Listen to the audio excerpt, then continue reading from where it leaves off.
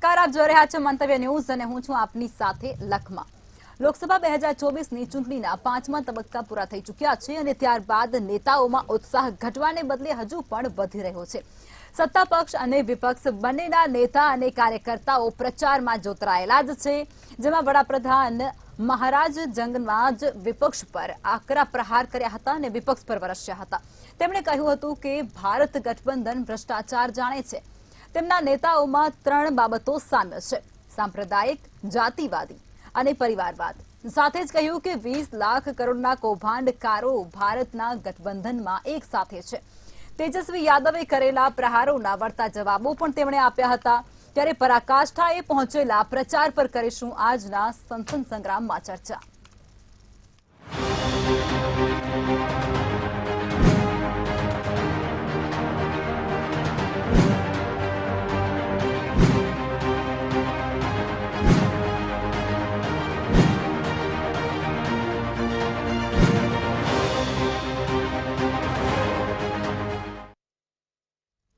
તો ચર્ચાની શરૂઆત કરીશું, જેમાં ભારતીય જનતા પાર્ટીમાંથી શૈલેષભાઈ પરમાર જોડાઈ ચૂક્યા છે અને કોંગ્રેસમાંથી પરાગભાઈ પંચાલ જોડાઈ ચૂક્યા છે। શૈલેષભાઈ, પહેલો સવાલ સત્તાને। વડાપ્રધાને આજે વિપક્ષને આડે હાથ લીધું છે અને તેઓએ જાહેર સભા વચ્ચેથી જે તેજસ્વી યાદવે જે કરેલા આક્ષેપો હતા તેના વળતા જવાબો આપ્યા છે। શું કહેશો આ સમગ્ર મુદ્દે તમે? પ્રથમ તો આ ચૂંટણી વિકાસની રાજનીતિની ભારતીય જનતા પાર્ટી દ્વારા થઈ રહી છે, પરંતુ ક્યાંક ને ક્યાંક કોંગ્રેસ હવે બોખલાઈ ગઈ છે। ગયા વખતે પણ આવા જ કથનો કરી રહ્યા હતા। આપણે આગલી જે ડિબેટ હતી એમાં પણ વાત કરી હતી કે મોતના સોદાગર કેવું, ચાયવાલા કેવું, નીચ કેવું, નાલાયક કેવું, આ પ્રકારના જે કથનો હતા એવા જ કથનો અત્યારે ઇન્ડિયા ગઠબંધન જે ગઠબંધનની સાથે રહેલી પાર્ટીઓ છે એ કરી રહી છે। અને જે પ્રકારે હમણાં થોડા સમય પહેલા તો હિન્દુત્વ ઉપર સવાલ કંઈક ને કંઈક ઉઠી રહ્યો હતો અને એમાં પણ રામ મંદિર છે એ કાલ્પનિક છે, રામ સેતુ છે એનું કોઈ અસ્તિત્વ નહોતું, આવા પણ કથનો થઈ રહ્યા હતા। એટલે જે પ્રકારના કથનો થઈ રહ્યા છે એના કારણે ક્યાંક ને ક્યાંક કોંગ્રેસ જે છે એ બેક ફૂટ પર આવી ગઈ છે અને કોંગ્રેસના જેટલા પણ સાથી જેને કહેવાય ને પક્ષો છે એ ક્યાંક ને ક્યાંક પરિવારવાદમાંથી આવતા હોય એવું પણ ક્યાંક ને ક્યાંક દેખાઈ રહ્યું છે। માનો કે કોંગ્રેસમાં ગાંધી પરિવાર છે તો એ ભાઈ બહેનની પાર્ટી હવે થઈ રહી છે અને ગાંધી પરિવારની પાર્ટી થઈ ગઈ છે। પંજાબમાં અકાલી દળ છે તો એ પરિવારવાદની પાર્ટી છે। કાશ્મીરમાં નેશનલ કોન્ફરન્સ છે તો એ પણ પરિવારવાદની પાર્ટી છે। હરિયાણામાં ઓમપ્રકાશ ચૌટાલા તો એ પણ પરિવારવાદની પાર્ટી છે। ઉત્તર પ્રદેશમાં એ માયાવતી હોય કે એ મુલાયમસિંહ હોય કે સમાજવાદી પાર્ટી હોય કે લાલુ પ્રસાદ યાદવ હોય, બિહારમાં એ તમામ સમાજવાદ જે પરિવારવાદની પાર્ટી છે ને પરિવારવાદથી લતબદ્ધ છે। અને જે રીતે પશ્ચિમ બંગાળમાં પણ મમતા બેનર્જી અને અભિષેક જે છે એ પણ પરિવારવાદથી જે લત છે। એટલે આખો જે ઘાણવો છે ગઠબંધન ઠગબંધનનો એ આખો પરિવારવાદમાં ઘેરાઈ ગયો છે ને શિવસેના જે ઉદ્ધવ ઠાકરેની શિવસેના છે એ પણ પરિવારવાદમાંથી જ આવે છે।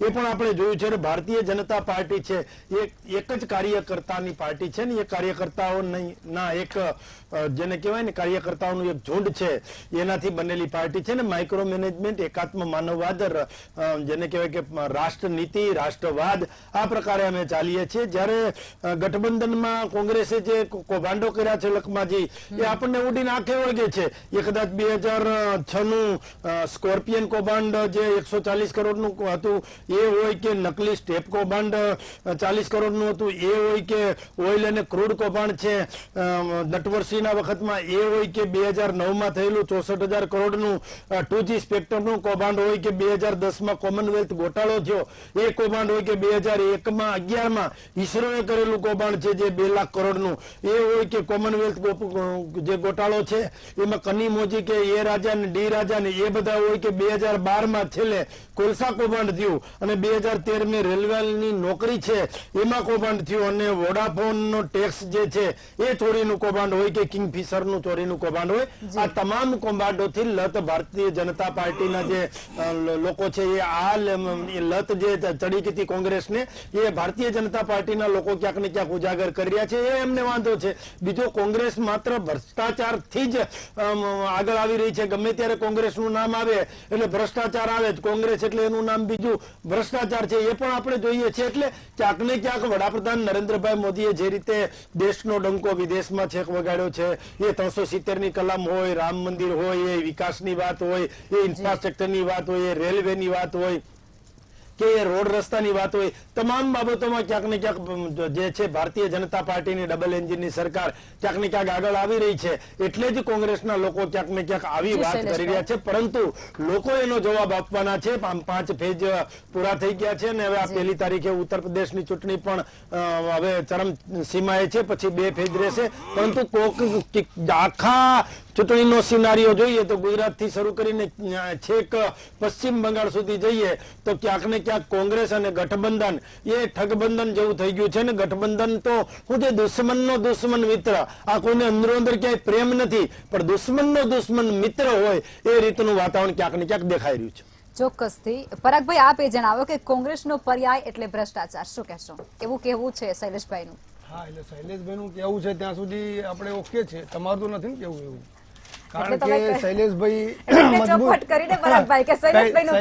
શું છે કે એક સારા વક્તા છે, પ્રવક્તા છે ભારતીય જનતા પાર્ટીના, અને સારું એવું ગોખીને આવે છે અને બોલે છે, એટલે સારી બાબત છે. પરંતુ સો કોલ્ડ દુનિયાની સૌથી મોટી ભારતીય જનતા પાર્ટી આજે વિશ્વની સૌથી મોટી ભ્રષ્ટાચારી પાર્ટી છે. તમે વિચાર કરો કે જે હિન્દુના નામની વાત કરતા હોય અને જે બીફ ગાયનું માંસ વેચતી કંપની હોય એની જોડેથી કરોડો રૂપિયાના ઇલેક્ટોરલ બોન્ડ લેતી હોય, એવી આ ભારતીય જનતા પાર્ટી છે. આ ભારતીય જનતા પાર્ટી રામ મંદિરની વાતો કરે છે, પરંતુ એમ નથી કહેતા કે ભાઈ રાજીવ ગાંધીએ જ આ મંદિરના તાળા ખોલાવડાયેલા. ભાઈ અમે લોકોએ 70 વર્ષ 55 વર્ષ રાજ કર્યું ને એમાં જો અમે જો આ બંધારણની રક્ષા ના કરી હોત તો નરેન્દ્ર મોદી આજે બન્યા જ ના હોત વડાપ્રધાન. જો સરમુખ હત્યારશાહી અમે આચરી હોત, તમે જેવી રીતે આચરવા જાઓ છો. ભ્રષ્ટાચારની એમણે વાત કરી, એમણે ખાસ કરીને આજથી 10 વર્ષ પહેલાની વાત કરી, જ્યારે 10 વર્ષ પહેલા જ્યારે કોંગ્રેસનું યુપીએ સત્તા હતી ત્યારે એને 2G સ્પેક્ટ્રમ ને કોલ. અને તમને જાણકારી ખાતર કહી દઉં દર્શક મિત્રો કે આ પાર્ટી ભારતીય જનતા પાર્ટીએ સત્તા મેળવવા ખાતર એ વખતે આ 2G ને સ્પેક્ટ્રમ ને કોલ કૌભાંડ ખૂબ જ મોટા પાયે ચગાવેલું અને સુપ્રીમ કોર્ટની અંદર એને ક્લીન ચીટ મળેલી છે. એનો ક્યાંય આ જેટલા બી કૌભાંડની વાત કરી એમાં સુરેશ કલમાડીનું જે કૌભાંડ હતું, પવન બંસલનું કૌભાંડ હતું, તે તો કોંગ્રેસે ખુદ જ પોતાના નેતાઓને જેલમાં મોકલેલા છે. તમારા આજ સુધીના કૌભાંડ થયા એમના જેટલા બી આજે સાંસદો લડી રહ્યા છે, તમને ખબર છે લખમાજી, એમાંથી 114 જણા કોંગ્રેસમાંથી ગયેલા છે. તમે વિચાર કરો. અને એને ED, PMLA prevention of money laundering act 45 જે સેન્કશન હેઠળ એમને ધાક ધમકીઓ આપીને જેલમાં ગાળવા આપીને લઈ તો ગયા છે. હવે પછી હવે ત્યાં ઉકળતો ચરુ ઉભો થયો છે. હવે અત્યારે તમને ખબર છે કે નીતિન ગડકરી નારાજ છે, નરેન્દ્રભાઈ મોદીથી એમનું મોઢું જોવા માંગતા નથી, યોગી અને અમિત શાહ નારાજ છે. ગુજરાતમાં જે પ્રમાણે એમની યાદવા ચાલી છે એ બધી જ જગ્યાએ થોડી ચાલી રહી છે. અને પહેલા બીજા ત્રીજા ચરણમાં નરેન્દ્રભાઈની વાત કરીએ તો આપણે એમને ક્યાં ગિયર શિફ્ટ કરેલા છે. એમણે ક્યાંય પહેલા તો વિકાસના વોટ જ નથી માંગ્યા. વોટ શરૂ થઈ મુસ્લિમો ઉપર, તુષ્ટિકરણ ઉપર વાત થઈ. એ ઇન્ટરવ્યુ આપે એમાં પણ એમ કે ભાઈ મેં जिस दिन हिंदू मुस्लिम करूंगा उस दिन राजनीति छोड़ दूंगा, અને બીજે દિવસે ભાષણ આપે कांग्रेस पार्टी मुस्लिम तुष्टिकरण कर रही है, તમારા મંગળસૂત્ર વેચી નાખશે, તમારા 2 ભેંસમાંથી 1 ભેંસ લઈ જશે. હવે કોઈ તમે આટલા 70 વર્ષના રાજકીય ઇતિહાસમાં કોઈ વડાપ્રધાનને આ પ્રકારની લેંગ્વેજ બોલતા સાંભળ્યા છે? એટલે મને એવું લાગે છે કે અરવિંદ કેજરીવાલે જે કીધું સાચું છે કે ખરેખર આ પાર્ટી આ ઇલેક્શન પતે પછી ધારો કે કદાચ આ લોકો ગઠબંધન બહુમતમાં કંઈક આંકડામાં આગુ પાછું પહોંચી બી ગયું તો નરેન્દ્રભાઈ તો વડાપ્રધાન નથી રહેતા અને ક્યાંક અમિતભાઈને વડાપ્રધાન બનાવવામાં આવે છે. એટલે જ નરેન્દ્રભાઈ વિચારી રહ્યા છે કે ભાઈ મેં, અને આ ખાસિયત છે ભારતીય જનતા પાર્ટીની, તમે વાજપેયીની સરકારમાં બી જોઈ લો ને. નહીં, એ ચોખવટ તો પછી કરવી પડે ને. ચોખવટ કેમ કરવી પડે? તો જો તમે એમ કહેતા હોય કે આ ભ્રષ્ટાચારી જે 100 કરોડ માટે તમે જો અરવિંદ કેજરીવાલ જેવા નેતાને અંદર નાખ્યો હોય તો એના કહેવાથી તમને ફરક શું પડે છે? તમારે 2-3 દિવસ સુધી ચોખવટ કેમ કરવી પડે છે? એટલે હકીકત છે, એ વસ્તુ હકીકત છે કે વડાપ્રધાન બદલાય છે અને આ પાર્ટીમાં એવું છે, વાજપેયીએ પણ આવું જ કરેલું.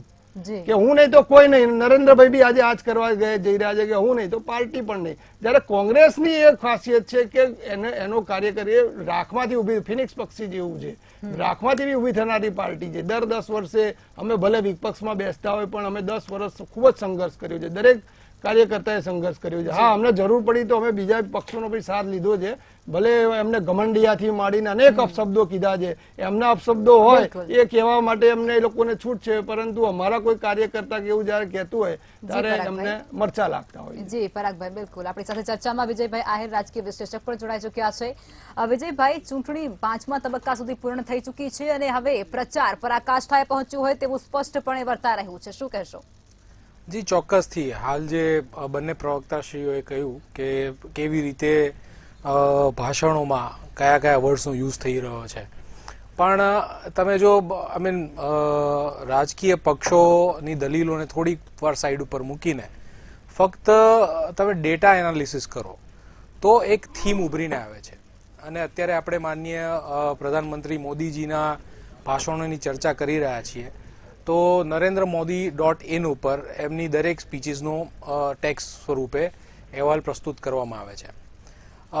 Model code of conduct March 16થી પુટિન થયો ત્યારથી લઈને એપ્રિલ 15 સુધી મોદીજીએ લગભગ 111 સ્પીચીસ આપી છે, પબ્લિક સ્પીચીસ, જેમાં રેલી અને સભાઓનો સમાવેશ થાય છે. હું ઇન્ટરવ્યુને નથી એમાં ગણતો. 111 સ્પીચીસની અંદર જો તમે મોટું એનાલિસિસ કરો તો આ સ્પીચીસમાં જે થીમ જેવી રીતે વેરાઈ થાય છે એ માઇલસ્ટોન મુજબ વેરાઈ થાય છે. 16 માર્ચે મોડલ કોડ ઓફ કન્ડક્ટ આવ્યો અને 5 એપ્રિલે ન્યાયપત્ર એટલે કોંગ્રેસનો મેનિફેસ્ટો જાહેર કરવામાં આવ્યો. આ સમયગાળા દરમિયાન મોદીજીએ 111 માંથી 10 સ્પીચીસ કરેલી હતી.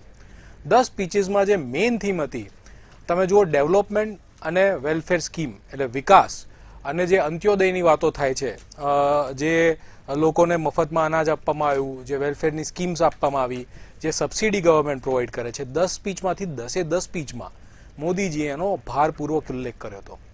વિશ્વગુરુ, જે ભારતને વિશ્વ ફલક ઉપર એક યોગ્ય સ્થાન અપાવવાની એક વાત છે, બીજેપી એને વારે વારે પુટઅપ કરે છે કે ભાઈ રાઇટફુલ પ્લેસ વિશ્વ ફલક ઉપર ભારતને હોવી જોઈએ અને 5 ટ્રિલિયન ઇકોનોમી બનાવીને ઇન્ડિયાને આપણે વિશ્વગુરુ બનાવીશું.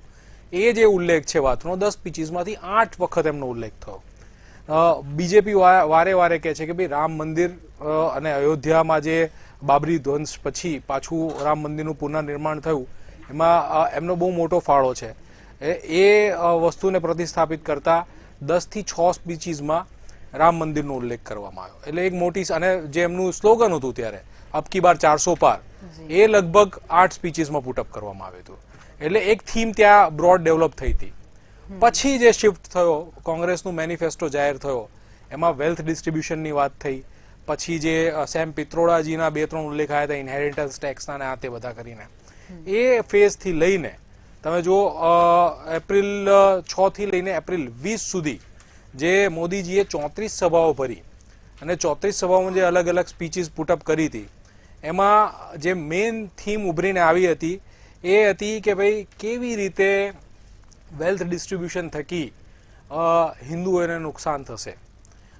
ઘુસપેઠિયા શબ્દ આ જ ફેઝમાં યુઝ કરવામાં આવ્યો અમુક રિલિજિયસ કોમ્યુનિટી માટે. પછી જે એક બીજી મોટી થીમ પુટઅપ કરવામાં આવી કે ભાઈ કોંગ્રેસ એનું કરપ્શન, નેપોટિઝમ એટલે એમની અંદર જે પરિવાદવાદ ચાલે છે એનો આ જે 34 સ્પીચીસમાંથી 27 વખત ઉલ્લેખ કરવામાં આવ્યો. ડેવલપમેન્ટ એટલે વિકાસ અને વેલફેર સ્કીમ, જે અંત્યોદયની વાત કરે છે બીજેપી, એ 34 માંથી 32 અને 31 વખત ઉલ્લેખ કરવામાં આવ્યો. એટલે એ થીમ કાયમ રહી. જ્યારે જે 400 પારનો ઉલ્લેખ હતો એ ઘટીને 34 માંથી 13 જ વખત થયો. એટલે ઓલમોસ્ટ જે શરૂઆતમાં 80% સ્પીચીસમાં 400 પારની વાત થતી હતી એ ઘટીને ઓલમોસ્ટ 33% થયો. પછી જે લાસ્ટ ફેઝ આવ્યો, અત્યારે જે આપણે વાત કરીએ છીએ, 5th ફેઝ કાલે ચૂંટણીનો પૂરો થયો, એટલે એપ્રિલ 21 થી લઈને મે 15 સુધી.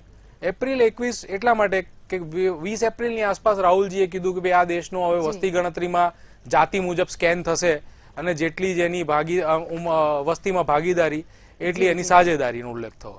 અને ત્યાર પછી જે એક સડન શિફ્ટ મોદીજીની જે સ્પીચીસ અને રેલીમાં થયો 67 સ્પીચીસમાંથી એમણે કીધું કે ભાઈ રિલિજિયસ બેઝ આરક્ષણ કોંગ્રેસ લાવવા જઈ રહી છે અને રિલિજિયસ બેઝ આરક્ષણનો ભોગ જે બનશે એ એસટી એસસી અને ઓબીસી નું આરક્ષણ બનશે. એટલે કોંગ્રેસના એક પછી એક જે મુદ્દા અપાતા ગયા એ મુજબ બીજેપી અને મોદીજી દરેક મુદ્દાને કહું ને ઝીલીને એને કાઉન્ટર એટેકના મોડમાં પાછું ઓપોઝિશનને આપતા ગયા. એટલે આ જે અત્યારે જે ઇલેક્શન રેટોરિક ચાલી રહ્યું છે એના ઉપર આપણે એમ કહી દઈએ કે ભાઈ આ દિશામાં પોલિટિક્સ જઈ રહ્યું છે એ એકદમથી કેવું ધારી લેવું એ અપરિપક્વ કહેવાશે. અત્યારનું ઇલેક્શન રેટોરિક ખાલી એ જ કહેવાનું છે, ખાલી જસ્ટ 1 મિનિટ. અત્યારનું જે પોલિટિકલ રેટોરિક છે એ ખાલી એ મુદ્દા ઉપર આવે છે કે ચૂંટણી કોણ જીતી શકે છે, બસ ધેટ્સ ઇટ. ચોક્કસથી, અને એ 4 જણને જ ખબર પડશે. શૈલેષભાઈ, તમે એ જણાવો કે વિપક્ષ દ્વારા વારંવાર એવું કહેવામાં આવી રહ્યું છે અને જોરથી એવું કહેવામાં આવી રહ્યું છે કે આ વખતે જે પ્રચાર અને પ્રસાર થઈ રહ્યો છે તેની અંદર વિપક્ષને ધ્યાનમાં રાખી અને પ્રચાર કરવામાં આવી રહ્યો છે. સત્તા પક્ષ છે તે પોતાના કાર્યને લઈને જો જનતા સમક્ષ જશે તો તેને વધારે પ્રતિસાદ મળશે. શું કહેશો આ મુદ્દે તમે? વિપક્ષ એવું માનતું હોય લખમાજી કે એમને ધ્યાનમાં રાખી અને કરે છે તો એ મુંગેરી લાલ કે હસીન સપને કહેવાશે. અને કોંગ્રેસનું જે ગઠબંધન છે, હમણાં રાજકીય વિશ્લેષક પણ વાત કરતા હતા કે ભાઈ ભારતીય જનતા પાર્ટીએ કયા પ્રકારના કામો કર્યા છે અને કોંગ્રેસે શું બોલી રહ્યા છે. મેં હમણાં આપણે રામ મંદિર ને સીએ ને બધી વાત કરી, પણ જે ડિજિટલ ઇન્ડિયાનું કામ કર્યું છે એ ઉડીને આંખે વળગે એવું છે કે નેટ બેન્કિંગ થી ચૂકવણીમાં વિશ્વમાં મોખરે યુપીઆઈમાં આપણે ભારત દેશ છે એ પણ જોવું જોઈએ. ને સ્કિલ ઇન્ડિયા હોય, સ્ટાર્ટઅપ ઇન્ડિયા હોય, મેક ઇન ઇન્ડિયા હોય, મેડ ઇન ઇન્ડિયા હોય, ડિજિટલ ઇન્ડિયા હોય કે છેલ્લે આત્મનિર્ભર ભારત હોય કે એક્સપોર્ટ જે છે એ વધારેમાં વધારે થાય અને ઇમ્પોર્ટ ઘટાડી અને એક્સપોર્ટ વધારી અને 5 ટ્રિલિયન ઇકોનોમી જે કરવાની છે એ દિશામાં ચાલવાની વાત હોય કે 165 કેન્દ્રીય વિદ્યાલય બનાવવાની વાત હોય, 7 આઈઆઈટી બનાવવાની વાત હોય, 390 વિશ્વવિદ્યાલય બનાવવાની વાત હોય, 15 નવી એમ્સ બનાવવાની વાત હોય, 80 નવા એરપોર્ટ બનાવવાની વાત હોય, 16,000 નવા દવાખાના બનાવવાની વાત હોય કે 90,000 કિમીના રેલવે ટ્રેક બનાવવાની વાત હોય કે ગંદકી મુક્ત રેલવે સ્ટેશનની વાત હોય કે 1.5 લાખ કિમીના નવા જે રસ્તાઓ જે છે એ બનાવવાની વાત હોય. એ વિશ્વમાં બીજા નંબરે જેને કહેવાય ને કે સૌથી વધારે રસ્તાઓ બનાવવામાં પણ ભારત દેશ છે. આ થઈ વિકાસની વાત. અને જે કોંગ્રેસ છે એનું ગઠબંધન છે એ લંગડા ઘોડા પરની સવારી હોય એવું દેખાય છે. પરિવારવાદ જે છે એના કારણે અથવા તો કોઈ બધા ખતમ થઈ ગયા છે એના કારણે એક ભારતીય જનતા પાર્ટી, એક નરેન્દ્રભાઈ મોદી એની સામે આવડું મોટું ઝુંડ ભેગું કરવું પડે એનું નામ જ ક્યાંક ને ક્યાંક કોંગ્રેસ ખતમ થઈ ગઈ છે.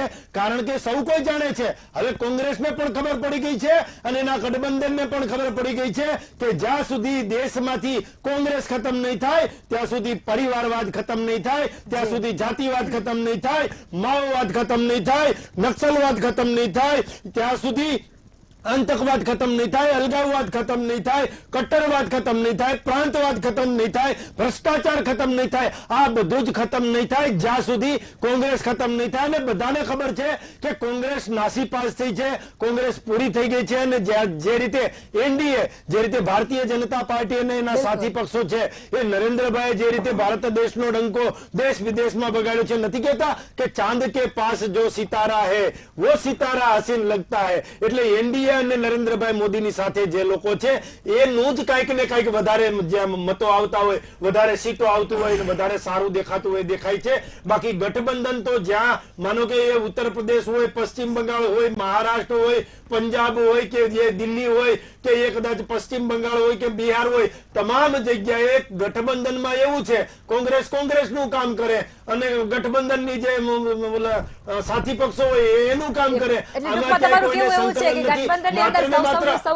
ટીવી પર એક દેખાય છે, ધરાતલ પર કોઈને ભળતું નથી આ ગઠબંધનમાં. જી ચોક્કસથી. શું કહેશો પરાગભાઈ આ નિવેદન મુદ્દે તમે કે કોંગ્રેસ એટલે ખતમ થવા જઈ રહી છે અને વડાપ્રધાને પણ આજે ઉલ્લેખ એ જ કર્યો છે કે 5 તબક્કામાં કોંગ્રેસ ખતમ થઈ ચૂકી છે. કોંગ્રેસને ખતમ કરવા માટેનું સપનું એક ચા વાળા વડાપ્રધાન બની ગયા. આ ચા વાળાનો જ વાંધો છે. તમે આવા શબ્દો એટલે કોઈના પણ પદ ને વડાપ્રધાન જ શબ્દ વાપર્યો, વડાપ્રધાન તો કીધું પાછા કહેતા નથી. અમે તમે પાછળ વડાપ્રધાન જ શબ્દ વાપર્યો. મેં ચા જે બરાબર, તમારી વેચતા વાતનો તો થાય. સમયનો અભાવ છે. બરાબર, એટલે એમણે પણ એક આવું સપનું જોયેલું કે દેશને કોંગ્રેસ મુક્ત કરવામાં આવશે. આજે 10 વર્ષ થઈ ગયા છે. 10 વર્ષ પછી પણ કોંગ્રેસ જોડે 50-55 જેટલી લોકસભામાં ગઈ વખતે સીટો હતી. જ્યારે ભારતીય જનતા પાર્ટી જોડે કશું જ નહોતું અને ભારતીય જનતા પાર્ટીએ આખા દેશમાં બાબરી મસ્જિદ મુદ્દે એક યાત્રા કાઢી ત્યારે એમને 2 સીટો આવી હતી. એટલે કોંગ્રેસની પરિસ્થિતિ આજે હજી એવી તો છે જ નહીં કે એ નાસીપાસ થઈ ગઈ છે, નેસ્તો નાબૂદ થઈ ગઈ છે. આને કહેવાય મુંગેરી લાલના હસીન સપનાઓ. એટલે ક્યાંક આ વખતે જે 400 પારનો નારો છે અને 5-5 લાખથી અહીંથી જીતવાની વાત છે, એની હવા નીકળી ગઈ છે. અત્યાર સુધીના જેટલા બી સારા સારા રાજકીય વિશ્લેષકો છે એમનું એક જ મંતવ્ય છે કે આ વખતે લગભગ આ લોકો 250 પાર પણ જતા નથી. ગઠબંધન આમની સરકાર જઈ રહી છે. એટલે જ નરેન્દ્રભાઈના મને ખબર નથી કે ભાઈ વિજયભાઈ આહિરે કીધું કે આ પ્રકારના એમણે એમની ડેવલપમેન્ટનો હમણે ઉલ્લેખ કરેલો.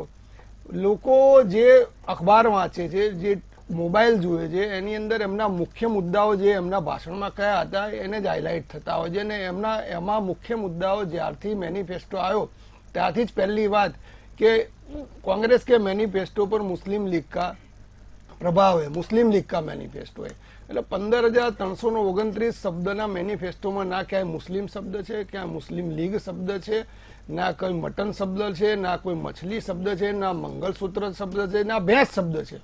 છતાં બી નરેન્દ્રભાઈ એ પોતાનું એક જગ્યાએ ભાષણ કરીને આવ્યા ને બીજી જગ્યાએ ભાષણ કરેલા હોય એમાં પણ કોઈ કોન્ફરન્સ નથી. તમે જુઓ, બીજાની તો ક્યાં વાત જ રહે એમના નેતાઓની. એટલે આખી વાત જ જેનો પાયો જો જુઠ્ઠો છે ને વસ્તુ પહેલેથી જ વોટ્સઅપ યુનિવર્સિટી એમને એવું છે કે ભાઈ લોકો વોટ્સઅપ યુનિવર્સિટીની દુનિયામાં જ જીવે છે, પણ એવું નથી હોતું. આજે લોકો ગૂગલની અંદર તમે જયારે બોલો છો ત્યારે એને ફેક્ટ ચેક કરી જ લેતા હોય છે કે આપણે જે કીધું આ નેતાએ એ સાચું તો જોવા દો કેટલું છે.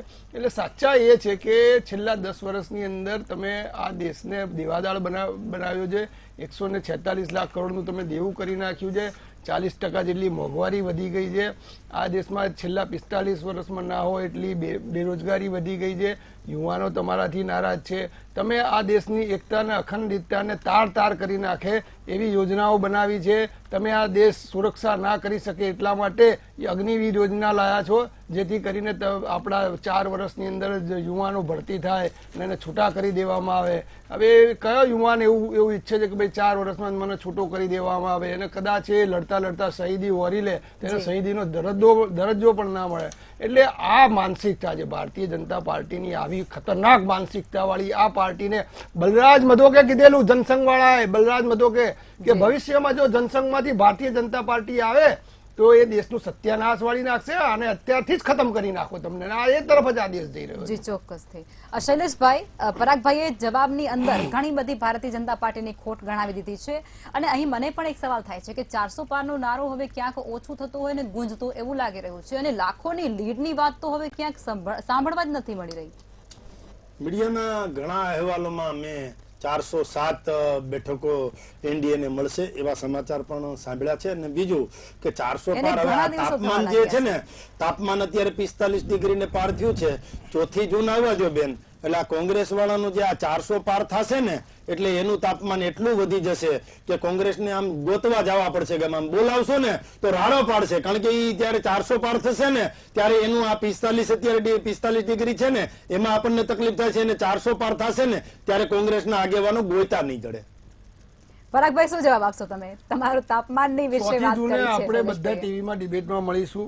બરાબર, 400 જૂનનો જે પારો છે, આપણે 400 પેટ્રોલ ડીઝલની વાત નથી કરી. આ 400 પારનો નારો એવો હતો, લોકો એવું સમજ્યા કે જો ફરી આ સરકાર આવી તો પેટ્રોલ ડીઝલના ભાવ 400 પહોંચી જશે, એટલે લોકોએ વોટ જ નથી આપેલા. 400 પારનો તો સવાલ જ નથી પેદા થતો. હું તમને સાદું ગણિત ગણાવું તમને. સાઉથમાં એમને વોટ શેર વધશે, સાઉથમાં એમણે મહેનત કરી છે, બરાબર, વોટ શેર વધશે. ચલો માની લો તમે. અહીંયા જેટલી સીટો છે, આજે તમે કોઈ પણ ચેનલને, કોઈ પણ પ્રવક્તા કે રાષ્ટ્રીય એનાલિસિસને પૂછી જો તો કદી બધીને હું તો 6-7 સીટો કોંગ્રેસ કે છે ગુજરાતમાં, હું તો 4 જ ગણું છું. ચલો માની લો 4. તો રાજસ્થાનમાં 6 થી 7 સીટો આવે છે, 10 કે છે, હું 7 જ ગણું છું. મધ્યપ્રદેશમાં લોકો 6 કે છે, હું તો 3 જ ગણું છું.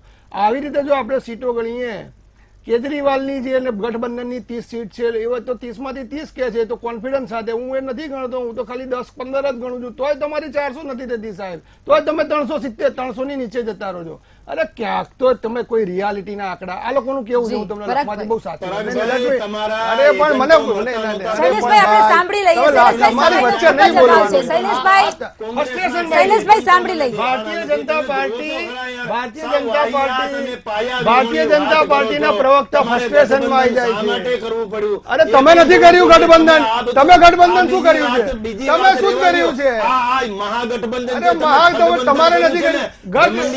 ઇન્ડિયા ગઠબંધનમાં જેટલા પક્ષો છે એના કરતા ઇન્ડિયામાં વધારે છે. જતા હોય તો જાય. તમારા 15 વર્ષમાં તમારે 114 કોંગ્રેસના છે, 114 લોકોને તમે કોંગ્રેસના લઈ ગયા છો. ભ્રષ્ટાચારનો આરોપ હતો.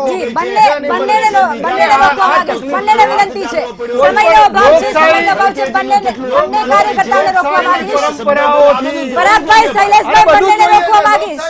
તમે કેમ વચ્ચે બોલો છો? જી પરાગભાઈ તમને પણ અટકાવવા માંગીશ. જી વિજયભાઈ તમને શું લાગી રહ્યું છે, 4 જૂને શું થશે, તમારી અપેક્ષા શું છે? જો અપેક્ષા એઝ અ વોટર તો આપણી એમ હોય કે ભાઈ સ્ટેબલ ગવર્મેન્ટ આવે, એવી ગવર્મેન્ટ આવે કે જે જોડતોડ વગરની હોય અને ક્લિયર બહુમતીથી આવે, તો જેથી કરીને દેશના વિકાસ માટે એક સ્ટેબલ નીતિ ડિસાઇડ કરે એવી ગવર્મેન્ટ સેન્ટરમાં બેસે. હવે બીજેપી આવે, કોંગ્રેસ આવે, doesn't matter much for the water, પણ હા એવી ગવર્મેન્ટ આવી જોઈએ જેની ક્લિયર કટ મેજોરિટી હોય. જોડતોડ અને બહારથી અંદરથી સપોર્ટવાળી કોઈ ગવર્મેન્ટ હોય તો એમાં દેશની હાલત શું થાય છે એ આપણે જોયેલી છે ભૂતકાળમાં, કે નાના નાના 2-3 સીટોવાળા પક્ષો પણ પછી સિટિંગ ઇન્ક્યુબન્ટ જે પક્ષ હોય એનો આમ ટ્વિસ્ટ કરતા હોય, એને જે ધાર્યું કરાવવું હોય એ કરી લેતા હોય. દેશના વિકાસ માટે એ સારી વસ્તુ નથી. પોલિટિકલ પાર્ટીઓ પોતપોતાના મુદ્દાઓ મૂકશે, વિચારધારાની લડાઈ કરશે અને એ એમનું કામ છે, પણ એઝ અ સિટીઝન આપણે એવી અપેક્ષા રાખીએ કે 4 જૂને જે પણ કઈ સત્તાધીશ પક્ષ આવે એ ક્લિયર કટ મેજોરિટી લઈને આવે અને 5 વર્ષ માટે દેશની દિશા અને દશા ઓર સુવ્યવસ્થિત રીતે કરે, વિશ્વ ફલક ઉપર ભારતનું નામ ઓર ઉજળું કરે, અંદર આંતરિક અને બાહ્ય જે આપણી સુરક્ષા છે એને ઓર મજબૂત કરે, લોકોની સુખાકારી માટે કમર કસીને કામ કરે, એવી જ આપણે અભ્યર્થના કરી છે. અને લોકોના જે પ્રશ્ન છે તેને સમજે એનો સોલ્યુશન ચોક્કસથી. વિજયભાઈ, શૈલેષભાઈ અને પરાગભાઈ અમારી સાથે ચર્ચામાં જોડાયા તે બદલ તમામનો ખૂબ ખૂબ આભાર. નેતાઓના દ્વારા પ્રચંડ પ્રચાર કર્યા છતાં પણ ક્યાંક જનતા હજુ પણ તેમને સાથ અને સહકાર ન આપતી હોય તેવું સ્પષ્ટપણે વર્તાઈ રહ્યું છે. ત્યારબાદ આ બધા વચ્ચે હવે સત્તાનો તાજ કોના શિરે સજશે તે જોવું રહ્યું. આજની ચર્ચામાં બસ આટલું જ. આવતીકાલે ફરી મળીશું એક નવા મુદ્દા સાથે સંસદ સંગ્રામમાં. નમસ્કાર.